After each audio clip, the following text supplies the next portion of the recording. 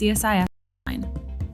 The way we bring you events is changing, but we'll still present live analysis and award-winning digital media from our Geopolitics Ideas Lab, all on your time, live or on demand. This is CSIS Online.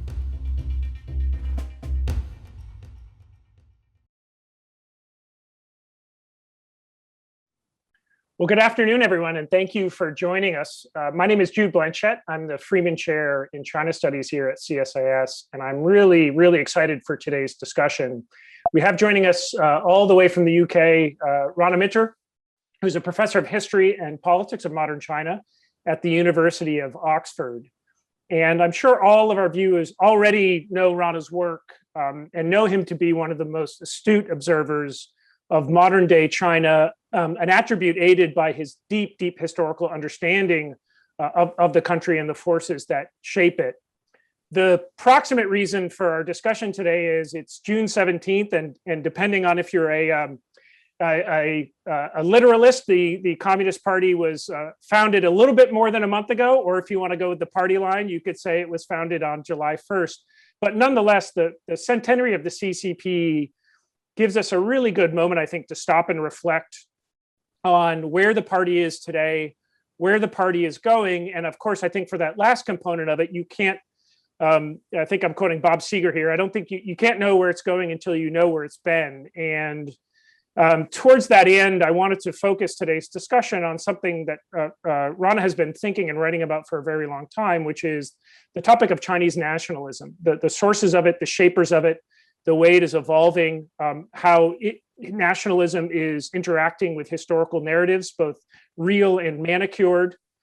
And this is really critical for us because as we're talking about China's current trajectory under the General Secretary of the CCP, Xi Jinping, and indeed, as we've been doing for the better part of a decade, we continue to talk about this rising nationalism, this new nationalism, the new nationalism, wolf warrior nationalism. And these are incredibly important topics, but oftentimes really only discussed or understood at a superficial level.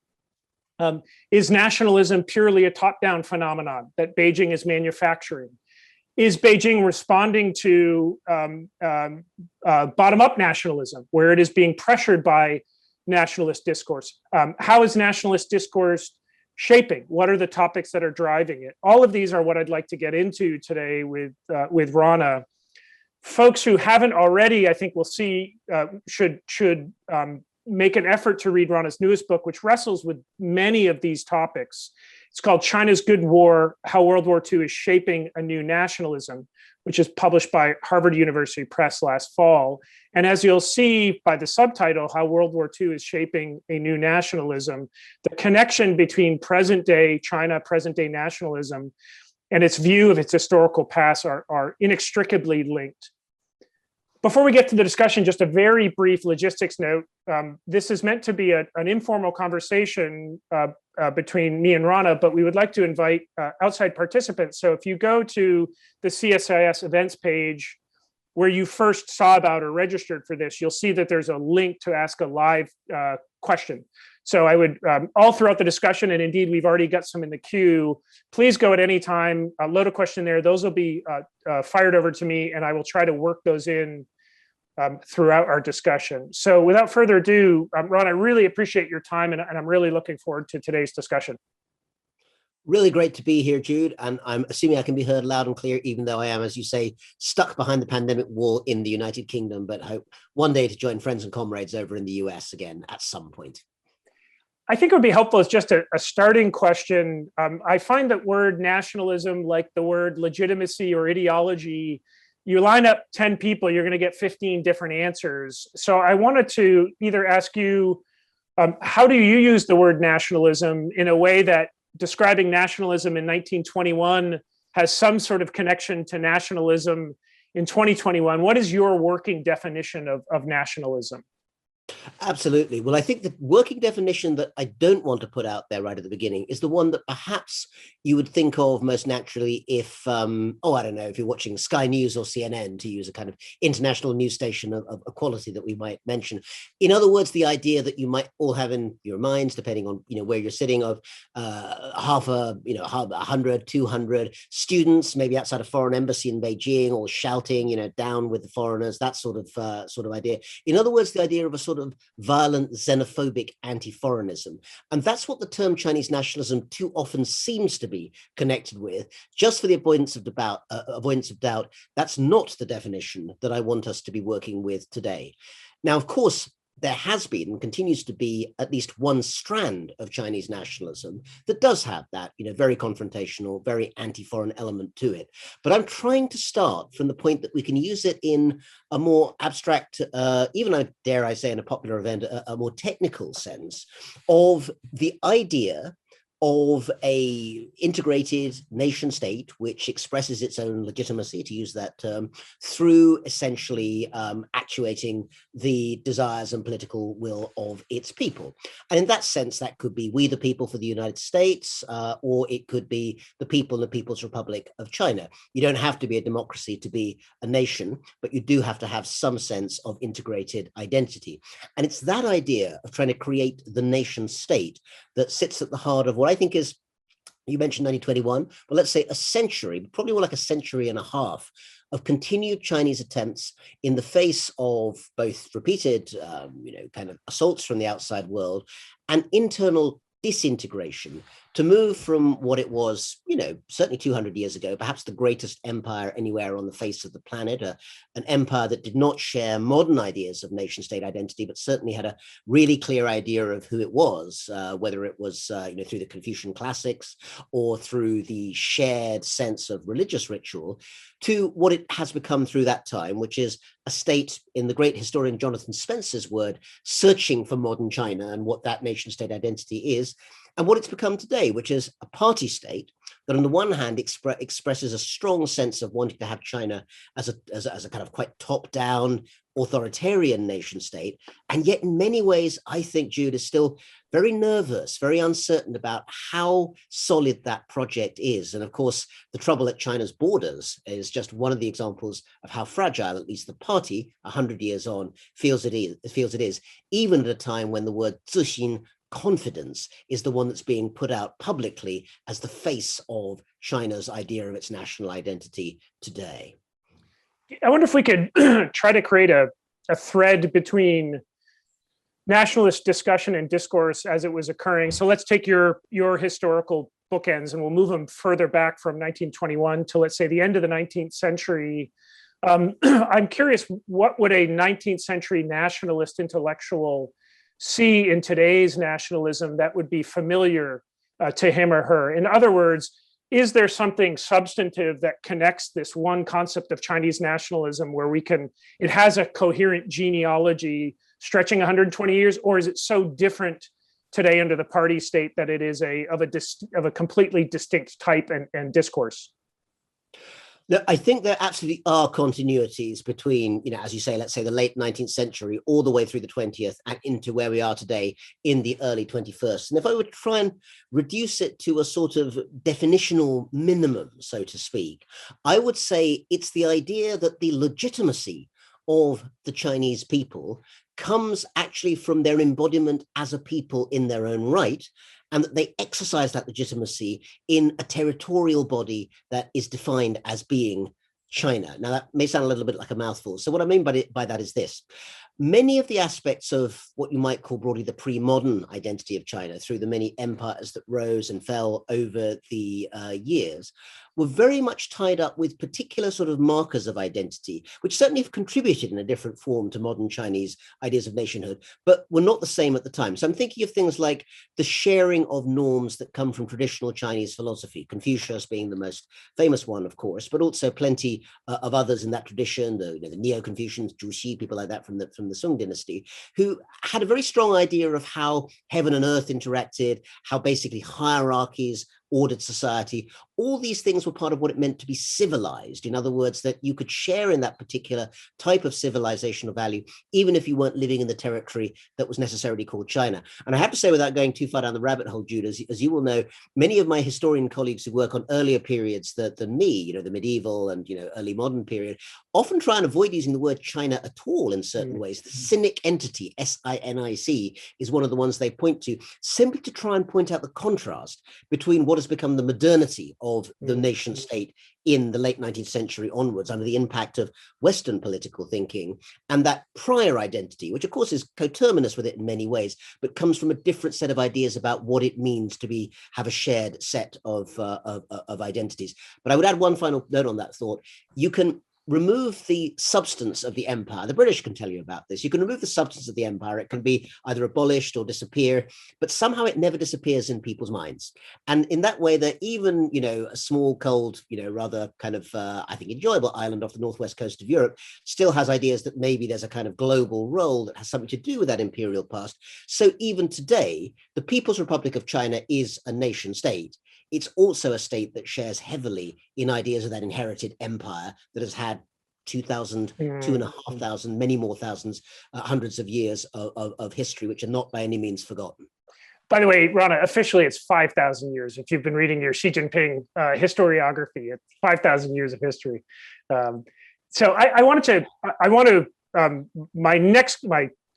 second question will be on the substance of nationalism and how it has evolved, I think, especially to incorporate some of these historical narratives and particularly remembrance of war. But I want to continue on this sort of bookend of, let's say, I now want to move to 1918, 1919, 1921 through till today. The Communist Party was born out of, in many ways, nationalist discourse and nationalist frustrations. They put forward a series of provocations and demands. I'm curious, 100 years later, the Communist Party, and if you've been looking at the party history campaign as it's rolled out now, attempts to draw a very clear line from 1921 to today. I'm curious, this of course is speculative, but do you think a initial founding member of the Communist Party in 1921 would see the Communist Party of today as in some ways answering those core demands that led to the party's creation about territorial integrity, about some of the themes that you mentioned before? I know it's impossible to precisely do this, but I'm curious to what extent the party has answered these demands or provocations. Well, it's first worth remembering that when you look back at that initial meeting when, 12 or 13, don't even have necessarily the exact number of young men, they were all men, kind of gathered in this slightly kind of bedraggled form in Shanghai, or maybe Beijing, but probably Shanghai, to form the party. They had no idea that they were essentially founding an institution that would become a machine that would rule a quarter of humanity as it does today. So the idea that you get from today's historical propaganda in China that there's an absolute direct line between 1921 and 2021 actually, for historians, is subject to a lot more contingency.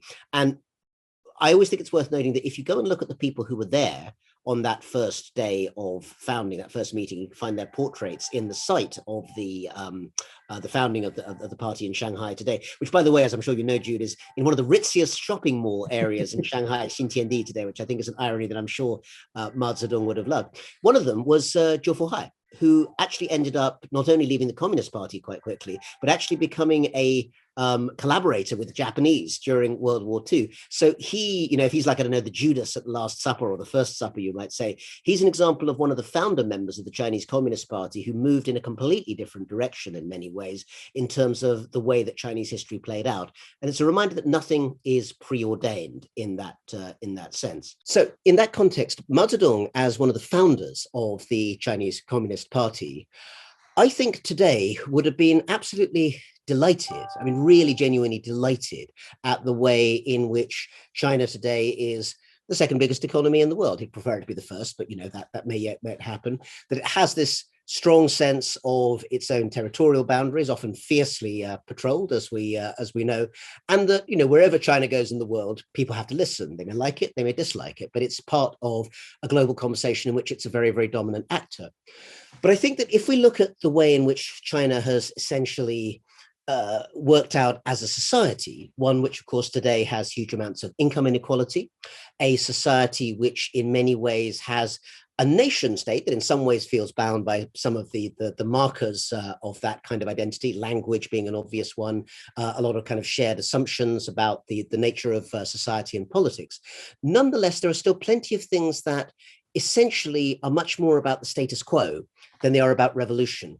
In the end, those 12, 13 young men who founded the party back in 1921 did so because they were nationalists. I mean, nationalism was part of it. They had a very strong idea coming out of the so-called May 4th movement you've mentioned, Jude, in the 1918, 1919 period, that they were, very, very much embarrassed and ashamed by the way that they saw that China had been laid low in the world by foreign invasion. But at the same time, they were hugely inspired by the Marxist revolution. They had seen, just 2 years before the Bolshevik revolution in Russia. And the idea that revolution, an overturning of society, was central to what the communists should do. Well, let's just say that doesn't appear to be the major mission of today's Chinese Communist Party. And that's something that I suspect that Mao Zedong might have words to say about were he still with us today. I guess on that, drilling down on that theme a little bit more, the ways in which, especially when manicured at the top, the substance of a sort of overt, explicit nationalist narrative can change over time. I want to now think about how some of China's post-49, or sort of some of the experiences that China went through in the period leading up to 49 and then subsequently have shaped its nationalist discourse. Of course, I was living in China in 2015, and I remember, as you remark in the introduction of your book, we're struck by this new commemoration parade of the 70th anniversary of the end of World War II. And indeed, if you were walking around Beijing, there were all these signs, many of which stayed up, I should say, for the next few years, but I think simply because of oversight, and they didn't get anyone around to take them down, that were extolling the Communist Party's role as a defender of the global order and its role against fighting fascism. And I didn't know enough at a time, but it struck me as new. And where did this come from? And this now was the provocation for you, building on your previous work, to do a deep historical exploration of this. So I wondered if you could talk to us a bit about how has the substance of Beijing's nationalist narrative changed more recently, including to incorporate a true but slightly revisionist role for the Communist Party in World War II, and why are they doing this? Yeah, so let me speak about that briefly, Jude, because I do think it's one of the aspects of contemporary Chinese nationalism that's least well understood or appreciated in the West, which is, one of the reasons that I wanted to undertake the book. The idea that World War II, 75 years, 76 years now, I guess, on since its ending, is still a sort of touchstone for national identity is not, a strange idea in many parts of Northern Europe, North America, and Asia even now. I mean, Britain obviously is one country where that's very true, but it's true to some extent in the US, less there, I think, but certainly in many parts of Eastern Europe, for instance. And the Russians, of course, are still absolutely obsessed with the idea of the Great Patriotic War. So, with that in mind, in some senses, China's obsession with World War II is not an outlier, but it's not an obsession that's well known in the outside world.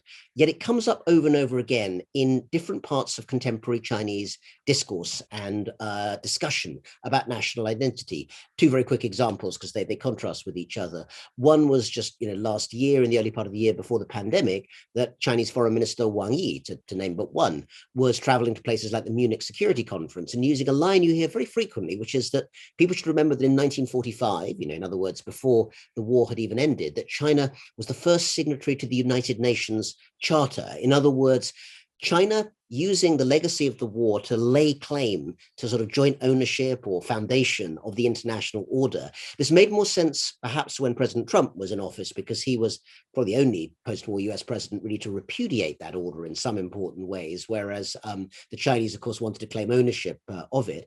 Another quick example, the Cairo Conference of 1943, when FDR, Churchill, and Chiang Kai-shek came together in Cairo to basically make declarations about what post-war Asia was going to look like. And this event was recalled 70 years later in 2013, and in many subsequent years by China's media and legal authorities and propaganda authorities, to say that this Cairo conference had actually been a point at which really China had been given the right to take back various territories and islands which had been seized by Japan. It's used today over the Senkaku Diaoyu Islands dispute. So World War II can be very fruitful when it comes to making contemporary claims. But as you said, there's a little hitch, a little glitch in the story, which is that, as I mentioned, it wasn't Mao Zedong, it was Chiang Kai-shek who was there talking to FDR back in the 1940s. And to allow this new story that China was a full participant in World War II, and bear in mind that, China lost over 10 million dead, had 100 million refugees on its territory, and held down more than 500,000 Japanese troops for 4.5 years before the West, the US and Britain, turned up. So they have a good case to make. If that's all going to be the case, then of course the role of the nationalist party, the Kuomintang of Chiang Kai-shek, had to be brought back into the story. And that was awkward because, of course, he was, the ultimate enemy who was defeated in the Civil War by Mao Zedong and his communists. But the communists had to then find ways, which they were doing from the 1980s onwards, to bring Chiang Kai-shek and the nationalist story back into that overall story of World War II. And today you have this slightly uneasy, but essentially stable story, which is, well, the communists led the fighting really, but actually the nationalists made a really substantial contribution. And we acknowledge that Chiang Kai-shek and his troops played a patriotic role in the war against Japanese, even though, he flipped over just a year later and then was, clearly a dastardly opponent who had to be defeated in the Civil War. In other words, the value of that World War II story, the anti-fascist story, the story about China as a moral actor in perhaps the 20th century's biggest morality play, is so valuable to today's Chinese Communist Party. They're willing to give a little bit of legroom to their old ideological enemies, the nationalists, to be able to actually make full use of that story. And it's an example of how nationalist ideology does shift in China, but it shifts where the party wants it to shift. And that's what I found such a compelling part of your argument, which is one of those, when you read it, it makes total sense. But I hadn't thought of it till I read it in your book, was that kind of, as you call it, present at recreation that this new World War II narrative gives. Now, I wanted to probe this a little bit more because, of course, another side of this, though, appears less about attempting to make the historical case that China is not a challenger to the global order, but indeed is one of its architects, is the way in which this reviving, or the centrality of war remembrance plays into some of China's more martial instincts. And I think here of ways in which World War II is being incorporated into a discourse about Chinese military, going slightly before World War II, but you see references to kind of the New Long March.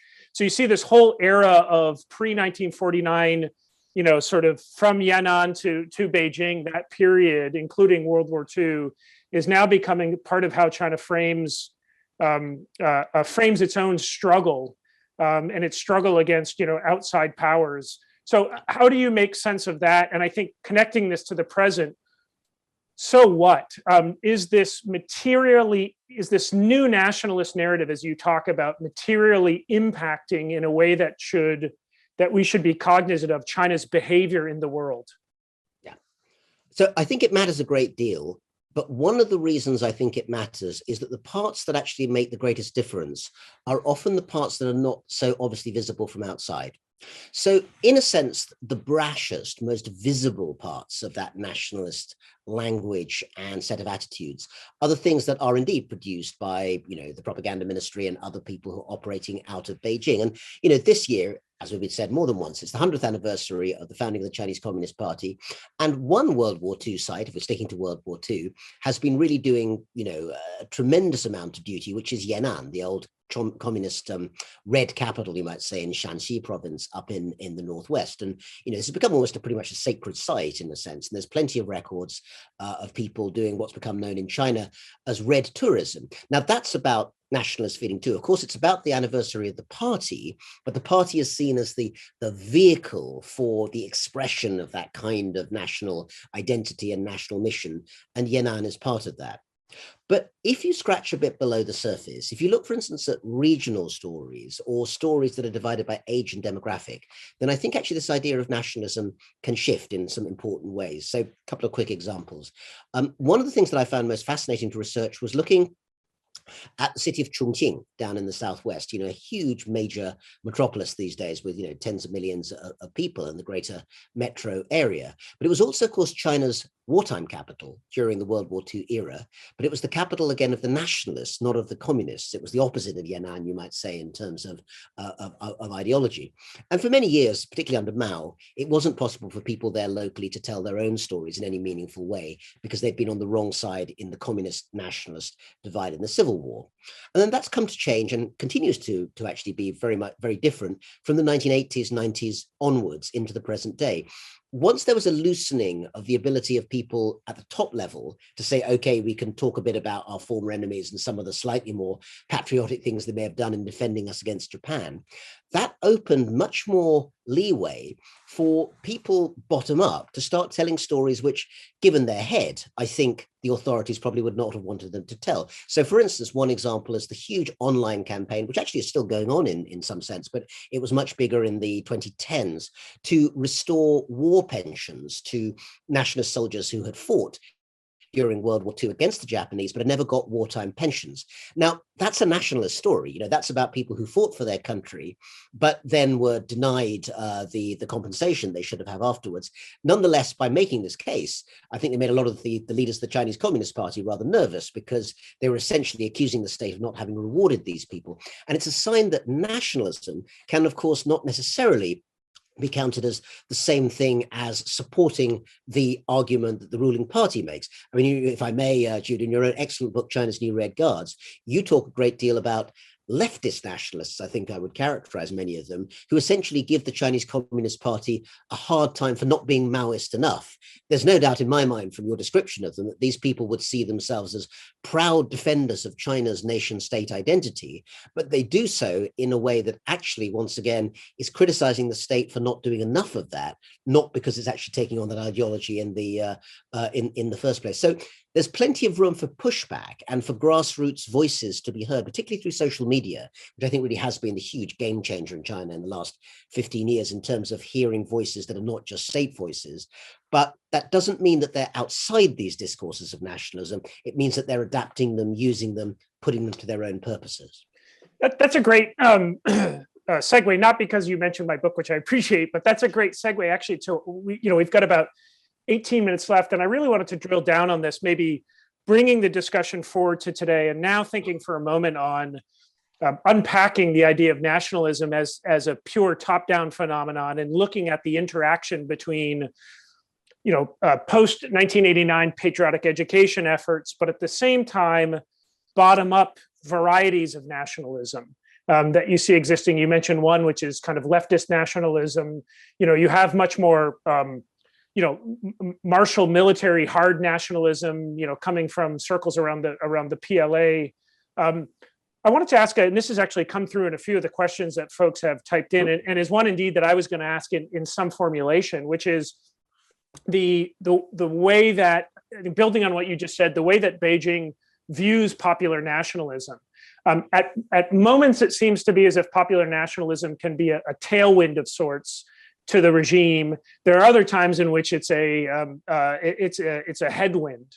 And so the question I was going to ask, and actually I'll incorporate with some of the questions here, is, as China becomes China as a rising power, does a rising and more powerful China spur nationalist sentiment? In other words, the bigger, better, prouder we are, and we inculcate a sense of China's centrality to the global order, which kind of creates a new, more nationalist pressure? Or is it this more long-standing nationalist tendency that the Chinese people have built on, as you say, this long-standing view of China's glorious past and a desire for China to reclaim, given its size and historic centrality, that it's nationalist discourse in China that is in some ways pressuring this upward and outward expansion of ambitions by Beijing, or, which I guess is probably the answer, is it complicated? It's definitely complicated, Jude, but fortunately, if it weren't, you and I would be out of jobs. So it's good. It's good that it's somewhat complicated. Let me try and answer that by putting forward a little kind of grid of contradictions. And by the way, I don't know how many Marxists you have in your audience today. Two. But we only allow two per event, Rana. Right, and they have to declare themselves. They have to produce kind of special vaccine cards as well. But anyone who's familiar with Marxist theory, not least in its Chinese form, will know that the idea of Maodun, or contradiction, actually is not just something that happens to happen now and then, but actually is a really important part of the dialectic of getting to the ultimate synthesis of the right answer. So being contradictory, being complicated is not a problem in that sense. I think there are at least 3, maybe 4 different discourses jostling for space in contemporary Chinese nationalism, and they come from different places within Chinese society. Amongst them, and again, this is just, obviously we could spend all evening and more listing various things that are part of it, but let me try and kind of cut to some of the ones that I think are most key.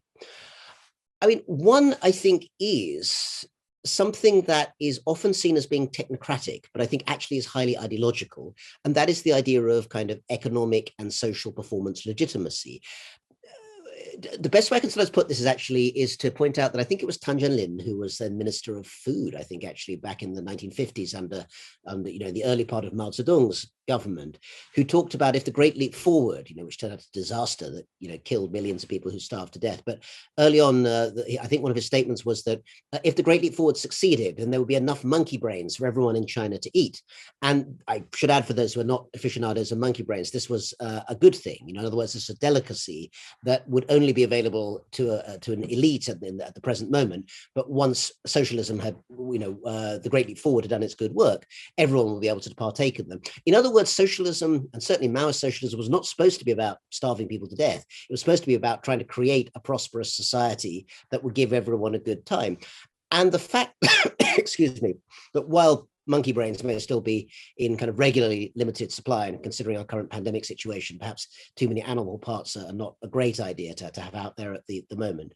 The idea of the moderately prosperous society, Xiaokang, which is at the heart of China's current aspirations, which is often sort of slightly kind of poo-pooed on the grounds that this is a rather sort of modest sounding achievement, actually has a real ideological and genealogical link to the economic side of that national story that was being told. China had been poor, China had been weak, now China is going to be in a place where it can rise up. Linked to that are a couple of other factors that I think are more explicitly ideological. We've talked about modern history, so I'll just mention that in passing, as a real shaping framework, Opium Wars, Second World War, the century of humiliation, the fact that China didn't have its own tariff autonomy. It sounds like, you might think tariff autonomy sounds like a rather technical and boring issue. But if you think that, then let me introduce you to some comrades of mine in this country who have something called Brexit. They care a lot about tariff autonomy. So it's not just the Chinese who consider that tariff autonomy is a nationalist issue. Then there's, of course, what we've mentioned in passing, but worth putting on the table, the revival of traditional Chinese philosophy, ideas drawn from Confucianism, the harmonious society of previous leader Hu Jintao, not, of course, in anything like their original Confucian form, but using a language, which you also see socialist virtues being plastered around Beijing.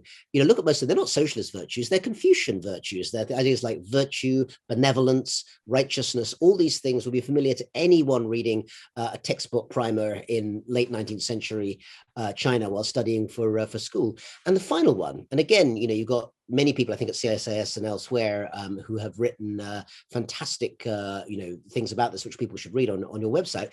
China really is a communist society. The clue is in the name. And the Marxism-Leninism that shapes that kind of nationalism, the idea of contradiction, the idea of struggle, all the terms that Xi Jinping uses over and over again in his formulations and his speeches to explain the situation that China thinks it's in today.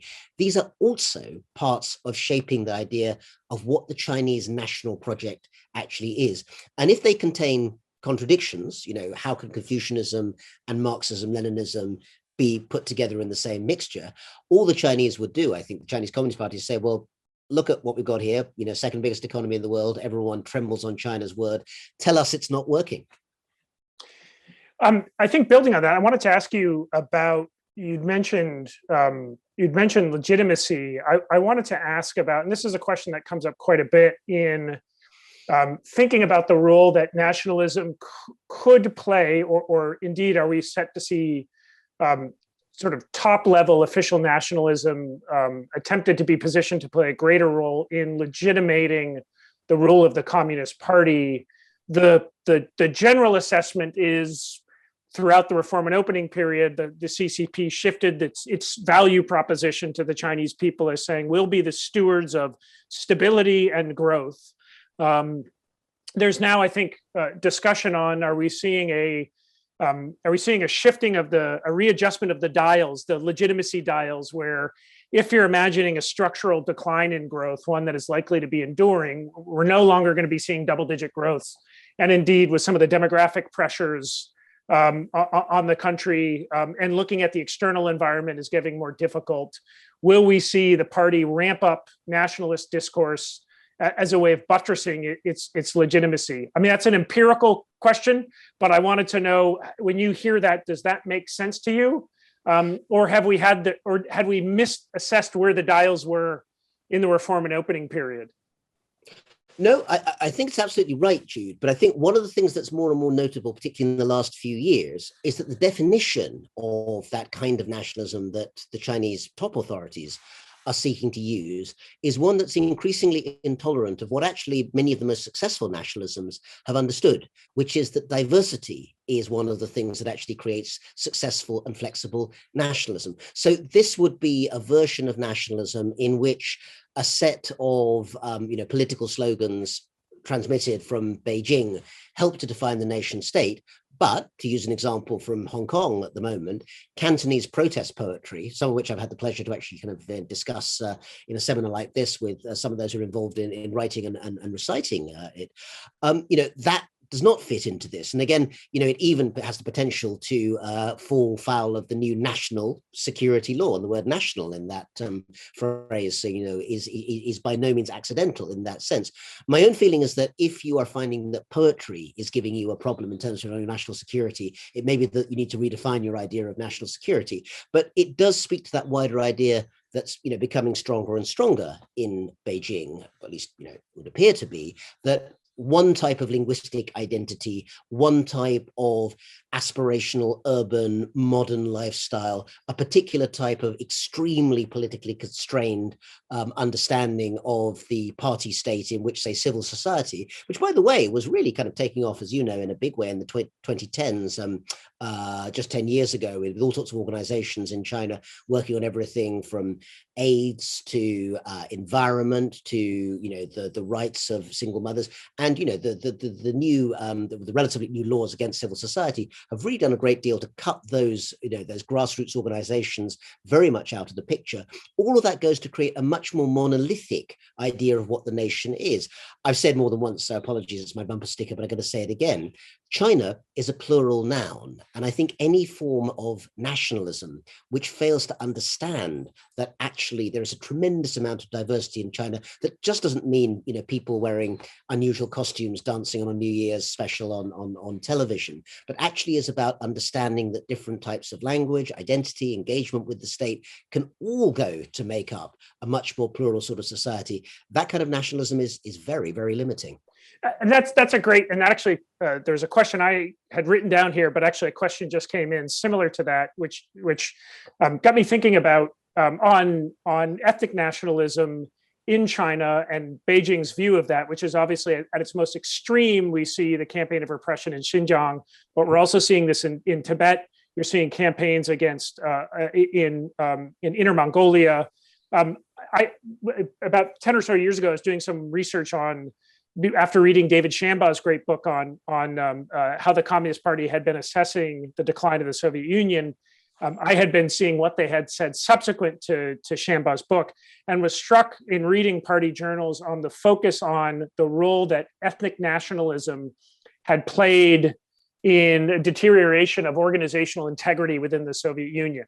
Yeah. And I think about that now in retrospect, because of course, around that time period of 07, 08, 09 is when you had the campaigns in, whether it's in Lhasa, you now had the beginning of the uprising in Xinjiang, and then of course the whip cracked, and we now have this massive campaign of repression. So is the tension soluble from Beijing's perspective? If they look at their version of nationalism, as you say, they have I think a distinct aesthetic view of what nationalism is, and I think it's largely Han, and has a specific time and place where it allows some of these other ethnic identities to come out. But there seems to be whether, as you say, in Hong Kong or Tibet or Xinjiang, how do these fit together? Are these soluble, or will this really be a fault line which Beijing will be dealing with for some time?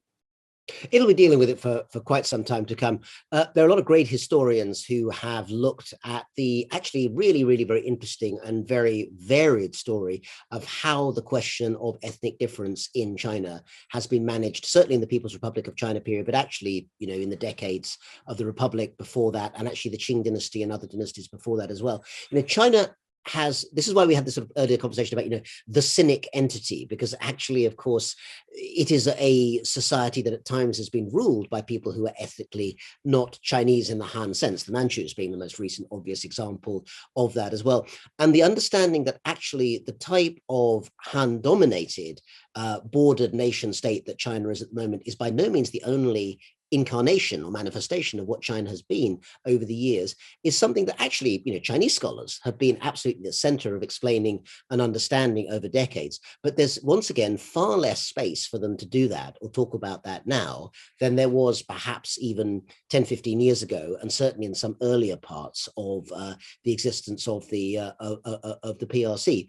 It seems to be at the moment, we're talking about both, crackdown in Hong Kong and repression in Xinjiang, that there is not only this sort of top-down idea of a particular sort of, Han nationalism combined with the idea of a sort of top-down party state, but also I think a sort of, in some ways, very old-fashioned view of what modernization is, that, it's all about kind of destroying linguistic difference. It's about basically taking people out of any kind of so-called traditional lifestyle. I hate the word traditional, but the word 传统, I think, actually gets used quite often in China to describe this. And, people are going to be much happier when they've got proper modern jobs in factories or wherever else it might be. We've seen in other societies around the world that, tried this sort of assimilation, that snatching children away from their parents is probably for the best, because then they'll, learn to be proper modern citizens. This has not worked in any happy society that I can think of. And democracies as well as authoritarian states have tried aspects of this over the years, but it creates, tremendous anger and resentment and, horrific human cost in that sense. So I think any nationalism which is based on the idea that that's going to be an effective way of creating a harmonious society, to use a phrase that's used quite often, I think actually fails to learn from historical example, both in China and in the wider world. The idea, actually, oddly enough, considering a lot of the news coverage that this is unprecedented, I think is actually quite misleading in some ways. In many ways, this sort of thing has been seen in many places, and it's always ended really, really badly. We've just got a few minutes left, so I want to ask my final question, and then I'll probably just read through two or three of the questions that have come in, and you can pick which one sparks your fancy. So my question was, so much of the discussion of nationalism today is inextricably intertwined with the CCP, and I think a kind of an interesting thought experiment that I've been doing over the past few years is trying to imagine post CCP futures, not as a way to predict the collapse or the overthrow of the CCP, but an attempt to remove the CCP because it now, I think, is playing in our own diagnostic ability of China outside of the CCP, we oftentimes are unable to see that there's a country that exists without the ruling party. And nationalism, I think, is one of those interesting features to speculate on. So again, distinct from it, whether this is in 100 years or 5 years, and if this is because the CCP decides to reform itself to allow a multi-party system, or it's overthrown, or whatever the outcome is, what does Chinese nationalism look like in the future without the CCP? China will still be bordering 14 countries, many of which it will have less than harmonious relations with. It'll still be a big country with this long historical legacy, which I think will impel a sense of centrality. I can see a case that nationalism will evolve and grow in some ways, rather than diminish. But I'm curious your take on that. Well, the cute answer to that, Jude, is that you might want to go and ask Chiang Kai-shek, since he was very keen on creating a Chinese nation state, but without the CCP in it. But last time I checked, he lost the Civil War, so that didn't really kind of happen. I think that any form of vibrant and effective Chinese identity in the modern world is going to combine lots of things that are very visible as markers of Chineseness and Chinese identity in a wider sense. That can be, language is important, but of course it's not all important, because as I've said, Cantonese speaking identity is very much part of the formation of a Chinese nation, every bit as much as Putonghua is as well. The idea of shared norms and rites and rituals, you don't have to be some kind of Confucian sage to share many of the norms of that kind of Confucian identity, nor are they exclusively Chinese. Korea is probably a more Confucian society in some ways than China, but nonetheless they fit into that link and that set of ideas, and also a whole variety of sets of norms and beliefs about everything from ancestors and the way in which people relate to those, and also that sort of wider tranche of influence. China's borders have fluctuated over the years, and many parts of what previously would not have been considered part of China are now within its territories. Other things that previously had been, Outer Mongolia is a good example of that, are no longer in that particular mixture. So territory, it's not unimportant. Ask the Poles about that. They would certainly agree with that. But it's not either the be all and end all, nor is it something that is absolutely fixed as a geo-body in permanent terms. In the end, I think I would follow up with what famously Benedict Anderson, the great political scientist and anthropologist, said, that a nation is an imagined community. And as long as there are people who imagine themselves as Chinese, then there will be a sense of Chinese identity and Chinese nationhood. I would just, plea once again that Cantonese protest poets can be every much as part of that as members of the Politburo. I think it's fair to say that both of those groups of people have something important to contribute to the shaping of Chinese nationhood, but neither one is going to be part of the whole without them all being part of that very, very ongoing and interactive conversation that's been going on in some sense for decades and centuries, and I'm sure will go on for decades and centuries more. Final question. What you've done throughout this discussion is I think unpack the rich variety that nationalism, both definitionally that nationalism can be, and also the varieties of nationalism that exist even today within China, even if the Communist Party does not want to officially recognize these. I'm going to go in this final question the opposite direction and sort of cram nationalism into a really simple sort of metric. But one of the questions that came out, actually a few of these are talking about, I think in the near term, over the next sort of 5-10 years, as a result of US-China rivalry. And one of them is looking at the role in which you've got now the United States getting the band back together again with allies and partners, but that's being refracted. That's exactly.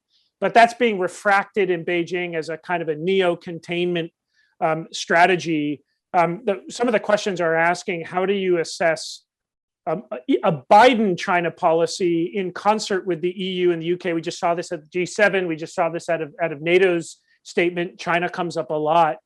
So what many were asking the United States to finally get its act together and move beyond Trump and start working with partners and allies. We're doing that. Beijing is now interpreting that and pushing out a message that this is a containment strategy. So I'm curious, how do you assess the next few years of US, EU, UK foreign policy and how this will be refracted and impact nationalism in China?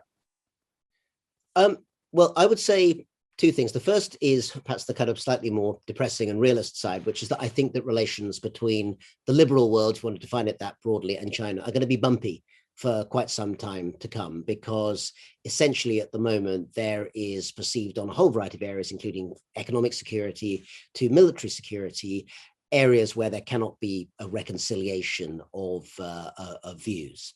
And whether they can be reconciled or not, we'll wait to see. But so far, certainly the perception on both sides is that there are going to be a lot more lines drawn and thus and no further. But I think it's fair to say, and we took, you mentioned the idea that this has been portrayed in Beijing as a containment policy. I would say, and again, I've said a version of this many times, not least, in seminars to Chinese friends, and there may be some listening in tonight, in which case, Ni Men Hao. The only entity that can contain China is China. The United States can't contain China. The EU can't contain China. China can make its own decisions about whether it wants to make friends or alliances or behave as it stated it wants to do, from 2017 onwards with the big speech to the Party Congress about wanting to play a global role, about wanting to essentially, earlier generation of that, early 2010s, late 2000s, 负责任的大国, a responsible great power. Every single one of these decisions about how to act, how diplomats act, how people on social media portray themselves, how much freedom or lack of freedom to allow China's civil sphere to show to the rest of the world, every single one of those decisions is entirely within the hands of Beijing. Beijing, of course, as a sovereign government, is perfectly at liberty legally to decide we want to clamp down rather than open up. We want to close borders rather than open them. We want to speak in, confrontational tones rather than friendly ones. But there's nothing to stop that switch being turned the other direction, except decisions of people in Beijing. So in that sense, I find it in some sense slightly puzzling that there should be this sort of pushback in that sense, because as I've said before, America and the rest of the world can say all sorts of things, which no doubt will, be abrasive in some senses to some Chinese sensibilities and seem quite sensible in others. But in the end, Britain can only be the best Britain it can because of what British people can do. America's troubles and possibilities and virtues come entirely from who you choose to elect and how you choose to run your society. Same is exactly true, except for the election part, obviously, with China. So I don't really see any great difference there. Very sensible advice that, unfortunately, I'm almost certain will not get to Xi Jinping's ears. But hopefully, if prominent you don't have his WeChat then, Jude? No, he hasn't friended me back. But I think, Ron, I really want to thank you. This is a really, really rich conversation, and one that I think I could listen to you on this for a great deal longer. And indeed, fortunately for us, you're a constant presence in books, on the radio, and in the pages of our most august publications. So we're I think all of us are in service to you to be thinking through the future of China by helping us orient where it is in its past and present. So thank you very much for your time today. And again, I think folks who want to understand more about where nationalism is going, but particularly how the party is engaged with its own historical discourse and what that tells us about the future of China. Among many of Rana's books, the most recent is China's Good War, How World War II is Shaping a New Nationalism, published by Harvard University Press. Rana, thank you very much. Jude, thank you. It's been a pleasure and a privilege to talk to you, as it always is. And thank you to the whole team at CSIS and the audience for coming here today, and hope to see you all again sometime soon.